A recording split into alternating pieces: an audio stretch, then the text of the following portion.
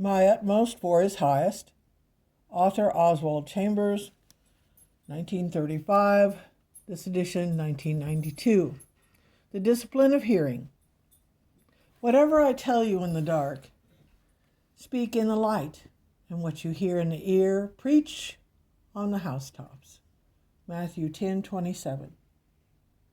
Sometimes God puts us through the experience and discipline of darkness to teach us to hear and obey Him. Songbirds are taught to sing in the dark, and God puts us into the shadow of His hand until we learn to hear Him. Isaiah 49:2. Whatever I tell you in the dark, pay attention.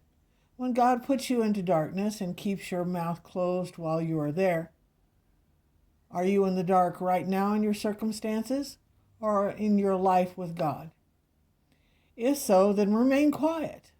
If you open your mouth in the dark, you will speak while in the wrong mood. Darkness is the time to listen.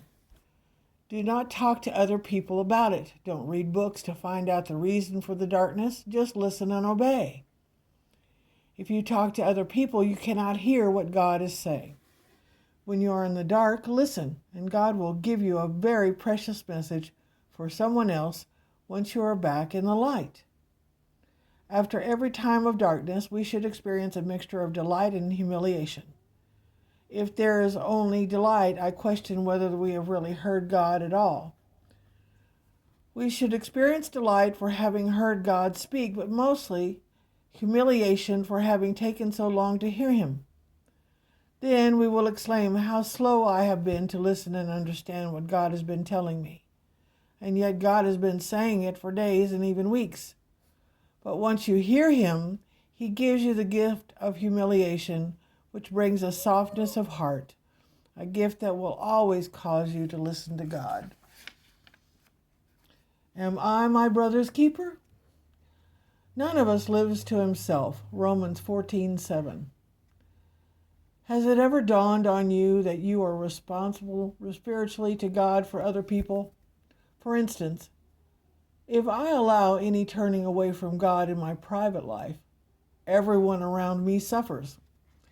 We sit together in the heavenly places, Ephesians 2:6. If one member suffers, all members suffer with it.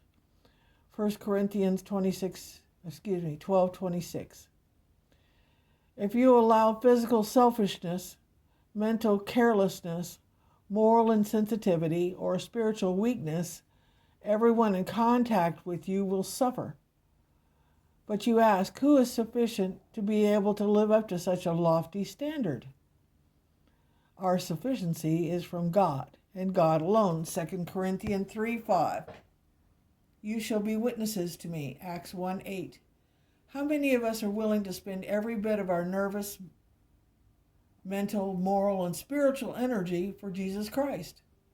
That is what God means when He uses the word witness. But it takes time, so be patient with yourself. Why has God left us on the earth? It is simple to be saved and sanctified. Or is it simple to be saved and sanctified? No. It is to be at work in service to Him. Am I willing to be broken bread and poured out wine for Him? Am I willing to be of no value to this age or this life except for one purpose and one alone, to be used to disciple men and women to the Lord Jesus Christ? My life of service to God is the way I say thank you to Him for His inexpressibly wondrous salvation. Remember, it is quite possible for God to set any of us aside if we refuse to be of service to Him, lest when I am preached to others, I myself become disqualified. 1 Corinthians 9:27.